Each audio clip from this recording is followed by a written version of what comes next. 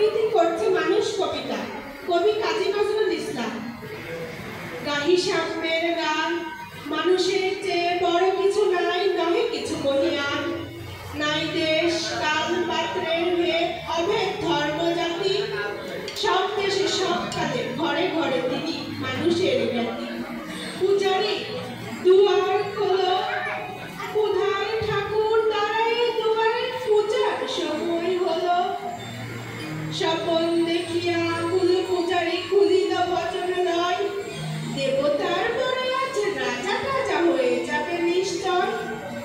জীর্ণ বস্ত্র শীর্ণ গাত্র, ক্ষুধাই কণ্ঠহীন, ডাকিল পান্থ দ্বার খোলো বাবা, খাইনি তো 7 দিন। সহসা বন্ধ হলো মন্দির, ভিখারি ফিরিয়া চলে। তিমির রাত্রি পথ জুড়ে তার ক্ষুধার মানিক চলে। ভিখারি ফুকারি কয়, ওই মন্দির পূজারি, হাই দেবতা তোমার নয়।